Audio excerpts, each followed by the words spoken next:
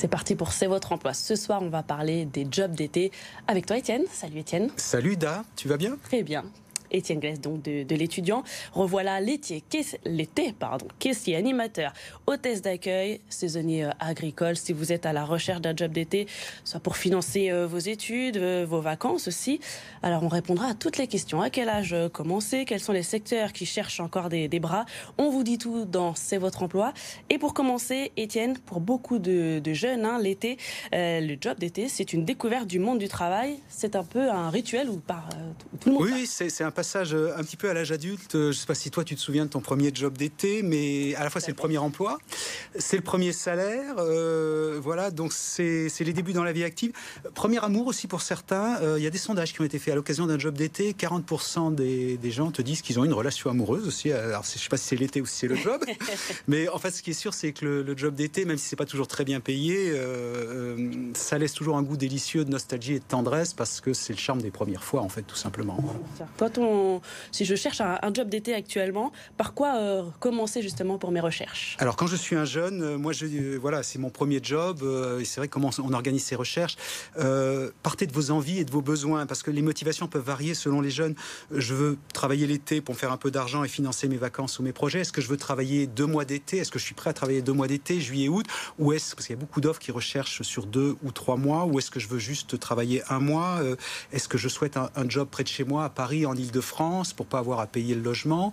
Ou est-ce qu'au contraire j'ai envie de m'aérer la tête après les examens, le bac, Parcoursup et tout, je veux trouver un job d'été sur un lieu de vacances, à la mer, à la montagne, avec les vacanciers, profiter un petit peu de l'ambiance touristique.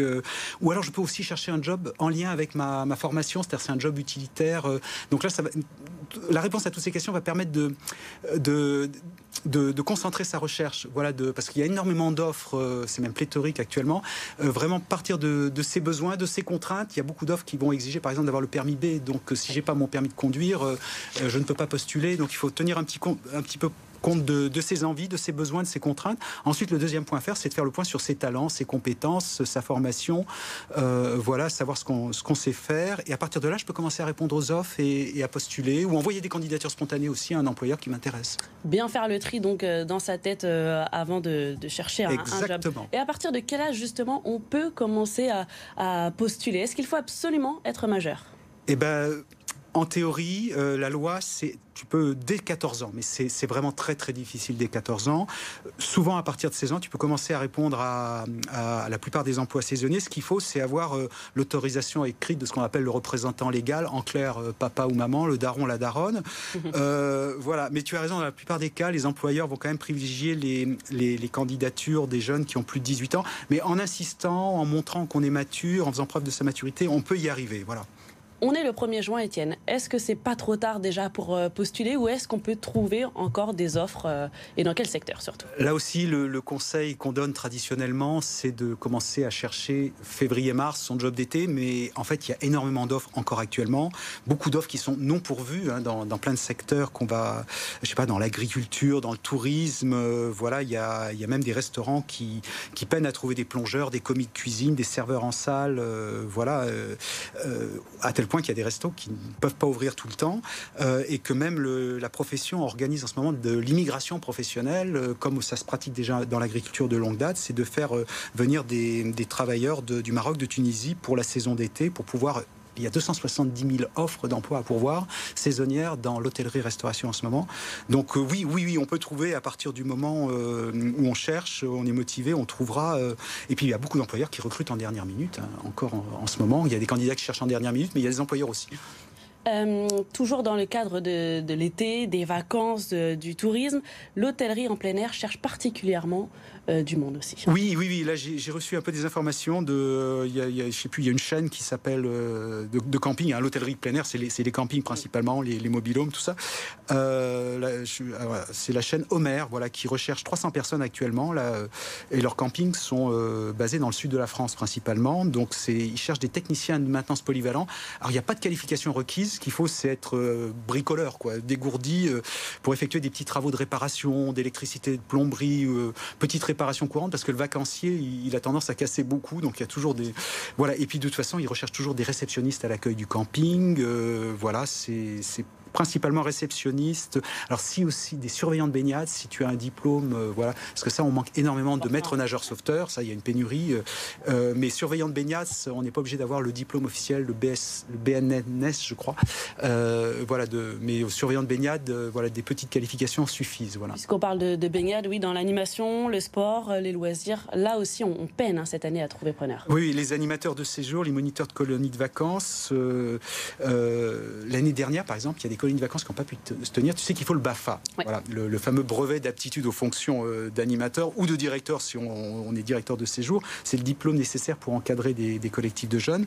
Et le problème, c'est que le BAFA, il est payant pour les jeunes. Et on ne va pas être rémunéré beaucoup quand on est animateur. Donc il y a beaucoup moins de jeunes qui le passent. Et en plus, avec la crise sanitaire, il y a des sessions de formation qui n'ont pas pu s'organiser. Alors, il y a des possibilités quand même. Aujourd'hui, il existe une prime. Le gouvernement a mis en place c'est une petite aide financière de 90 €, un peu plus, sans condition de ressources. Il faut se tourner vers la CAF. C'est la Caisse d'allocation familiale pour bénéficier de cette aide financière. Sinon, le BAFA, il y a eu toujours, ça dure 4 semaines, voilà. Une semaine de formation théorique, 2 semaines de formation pratique, où vous pouvez être rémunéré dans certains cas. C'est-à-dire que la première semaine de formation théorique, vous payez. La formation théorique pratique, pendant les 2 semaines, vous pouvez être rémunéré comme stagiaire. Et puis la dernière semaine, qui est une formation, on va dire, où on se perfectionne, là, elle est payante aussi. Voilà. Mais dans l'ensemble, il faut compter un budget de 500 €. Et pour un jeune, 500 €, c'est beaucoup. Mais on rappelle qu'on peut s'inscrire, on peut commencer la formation au BAFA. Là, si on est mineur, il suffit d'avoir 17 ans révolus au premier jour de formation. Voilà. Et les métiers dans le besoin sont nombreux. On peut notamment aussi citer celui de moniteur sportif. Autre piste de job d'été, justement. Les entreprises, elles, cherchent des candidats pour remplacer les salariés permanents qui sont partis en congé. Est-ce que vous avez aussi beaucoup d'offres Voilà, ça c'est une mine. Voilà, on a beaucoup d'offres parce que l'étudiant, c'est un média d'information, mais on est aussi un site d'emploi spécial jeune. Effectivement, il y a beaucoup d'entreprises qui ne ferment pas pendant l'été ou qui vont fermer une semaine ou deux. Donc, même si leurs salariés sont en congé, il faut les remplacer. Donc, il y a des offres à pourvoir. Alors, évidemment, dans le commerce, dans la grande distribution qui est très employeur de jeunes, parce que les supermarchés, les hypermarchés, le commerce ne ferment jamais. Et puis en plus, il y a du surcroît d'activité souvent. Donc des postes de caissier, employés libre-service. On ira bosser au Leclerc, au Carrefour Market. Voilà. Mais il y a aussi des places d'agents d'accueil dans les entreprises. Donc là, on va réaliser l'accueil physique, téléphonique des visiteurs. Voilà, relever le courrier, c'est du pur job administratif.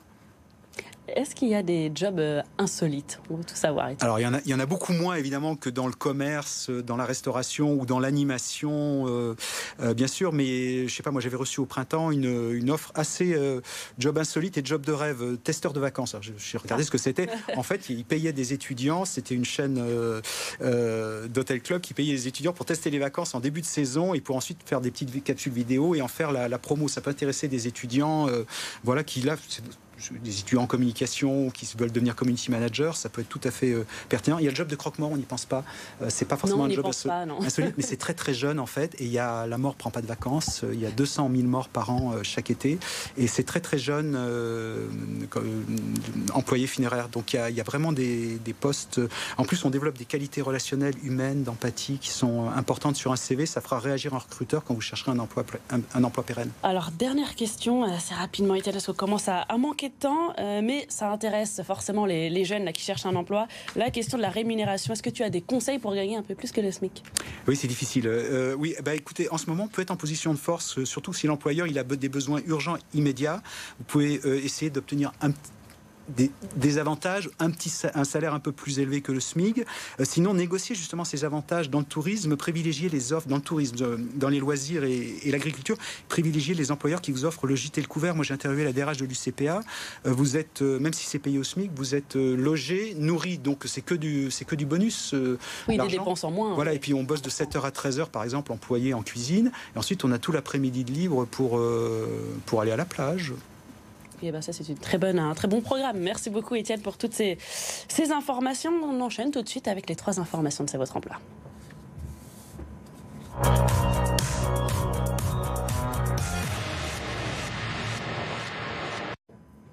Et on commence avec la cité universitaire internationale de Paris, dans le 14e arrondissement, qui organise donc un job dating le 14 juin prochain pour des postes dans les métiers de l'accueil et de l'hébergement, Étienne. Oui, c'est dans le 14e, tu l'as dit. Elle va fêter ses 100 ans, la Cité universitaire internationale. Donc, c'est 12 000 étudiants et chercheurs, 150 nationalités spécificités différentes. Donc, il ne faut pas être fâché trop avec les langues étrangères. Tu sais, il y a des très jolies maisons dans des architectures propres à chaque pays. Donc, les postes, ils sont en CDI, en CDD, chargé d'accueil, responsable de réservation, et aussi, si vous êtes encore une fois bricoleur, ouvrier de maintenance. Donc, le job dating le 14 juin, toute la journée, mardi prochain. Voilà. Salle Aimé Césaire à la Maison internationale de la Cité internationale universitaire. Et vous pouvez aller sur le site ciup.fr.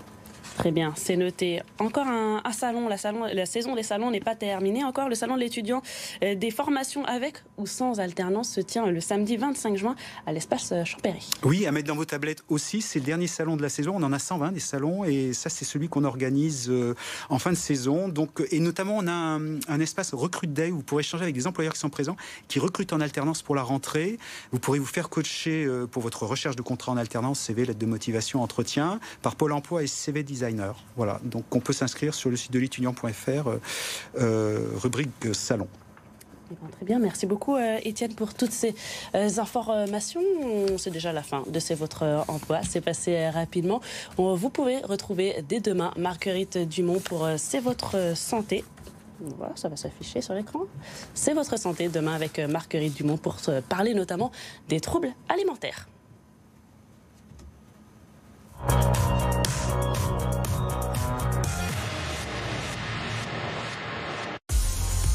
Dans un instant,